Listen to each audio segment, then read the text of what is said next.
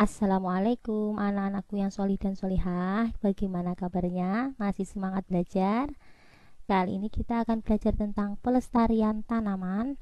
Materi di kelas 4, tema 3, subtema 1. Tensi dasar yang ingin dicapai yaitu KD 3.1, 3.8, 4.1, dan 4.8. Indonesia memiliki beragam tumbuhan yang dapat dimanfaatkan sebagai makanan pokok seperti padi, sagu, singkong, dan juga jagung. Beragam tumbuhan tersebut merupakan sumber daya alam hayati yang dimanfaatkan untuk memenuhi kebutuhan manusia, sehingga keberadaannya perlu dijaga. Padi sejauh ini sangat penting guna menjaga keberlangsungan kehidupan rakyat Indonesia yang sejahtera. Cara untuk mempertahankan padi tetap dapat dinikmati masyarakat Indonesia yaitu yang pertama, menjaga bibit agar dapat ditanam kembali. Kedua, menjaga lahan pertanian, jangan sampai digunakan untuk kebutuhan lain, misalnya untuk pembangunan, perumahan, seperti itu. Tiga, menjaga kebersihan lingkungan untuk mencegah banjir, karena bencana banjir itu bisa merusak lahan pertanian.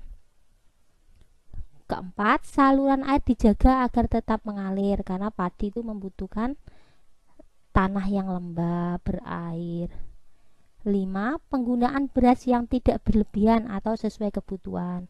Jadi, jangan berlebihan dalam penggunaan beras. Masak nasi itu tidak perlu berlebihan, hanya dicukupkan.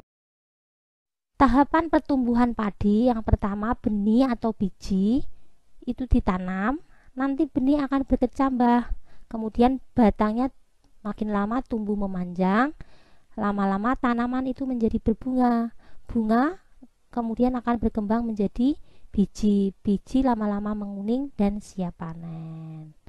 Seperti itu. Setiap bagian dari tumbuhan yaitu akar, batang, daun, biji, bunga, dan buah memiliki peran berbeda untuk membuat tumbuhan tetap hidup. Sekarang kita pelajari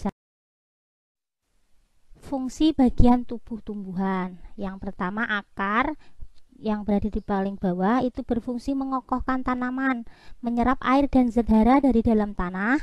Dan pada beberapa tanaman itu sebagai penyimpan cadangan makanan, misalnya pada ubi jalar, wortel, lobak. Bagian tumbuhan yang kedua, batang, itu berfungsi sebagai tempat munculnya daun, bunga, dan buah. Kemudian membawa mineral dan air yang diserap akar tadi untuk menuju ke daun, mengedarkan zat makanan hasil fotosintesis dari daun ke seluruh bagian tubuh tumbuhan. Kemudian pada beberapa tanaman juga menyimpan cadangan makanan seperti tebu, jahe, kentang. Nah, selanjutnya yang ketiga, daun. Daun itu sebagai tempat berlangsungnya fotosintesis. Kemudian bunga sebagai alat perkembangbiakan pada tumbuhan biji. Buah berfungsi untuk melindungi biji serta sebagai cadangan makanan bagi biji yang proses berkecambah. Kemudian biji itu sendiri, hasil pembuahan pada bunga itu jika ditanam tumbuh sebagai tanaman baru atau berfungsi sebagai calon tumbuhan baru.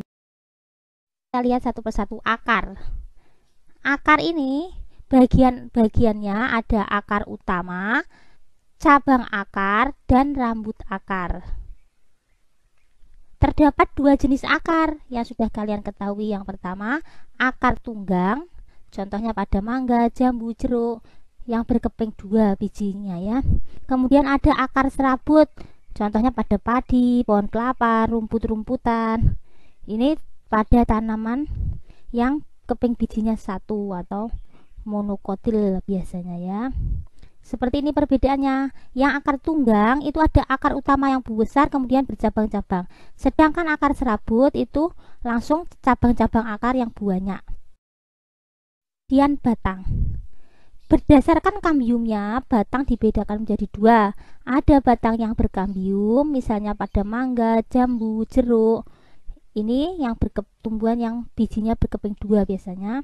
Kemudian ada batang yang tidak berkambium seperti padi, rumput, jagung, kelapa, dan lain-lain. Biasanya pada tumbuhan yang berkeping satu bijinya. Berdasarkan bentuknya, batang dibedakan menjadi 3. Batang berkayu seperti pada jambu, kemudian ada batang basah seperti pada bayam, ada batang rumput seperti pada padi. Lihat daun. Daun bermacam-macam. Jika dibedakan, ada berdasarkan bagian-bagiannya ada 2 macam daun, ada daun lengkap dan daun tidak lengkap. Daun dikatakan lengkap jika memiliki bagian pelepah daun, tangkai daun, dan helaian daun. Misalnya pada daun pisang. Nah, seperti ini ada pelepahnya, ada tangkainya, ada helainya. Kemudian daun yang tidak lengkap. Yang tidak lengkap itu bisa jadi terdiri hanya tangkai daun dan helai daun atau helaian daun saja. Misalnya daun jeruk, daun mangga, itu kan tidak ada pelepahnya. Itu dikatakan tidak lengkap. Berdasarkan bentuk tulang daunnya, daun dibedakan menjadi beberapa. Ada daun yang bertulang daun menyirip, menjari, melengkung, dan sejajar. Seperti ini. Lihat tulang daunnya yang di bagian tengah ya. Yang menyirip contohnya apa? Contohnya daun mangga. Kemudian yang menjari itu contohnya daun singkong. Yang melengkung contohnya daun sirih. Yang sejajar contohnya daun padi, daun jagung, dan daun rumput-rumput. Berdasarkan jumlah helai daun pada setiap tangkai, daun dibedakan daun tunggal dan daun majemuk. Daun tunggal itu daunnya itu berjumlah 1 helai dalam setiap 1 tangkai, contohnya daun jambu. Sedangkan daun majemuk, daun yang terdiri dari beberapa helai dalam setiap tangkai, contohnya pada putri malu. Buah, bagian dari buah itu ada kulit buah, daging buah, serta biji. Biji buah berfungsi sebagai bakal tumbuhan baru. Daging buah sebagai tempat menyimpan cadangan makanan. Sedangkan kulit buah itu ada yang mencolok, itu tujuannya untuk menarik hewan sehingga memakannya, sehingga nanti bijinya kan ikut termakan. Itu akan membantu proses penyebaran. Sampai di sini. Mudah-mudahan apa yang kita pelajari bermanfaat. Mohon maaf jika ada kekurangan. Terima kasih telah menyimak dengan baik. Alhamdulillahirrahmanirrahim. Ustazah akhiri. Wassalamualaikum warahmatullahi wabarakatuh.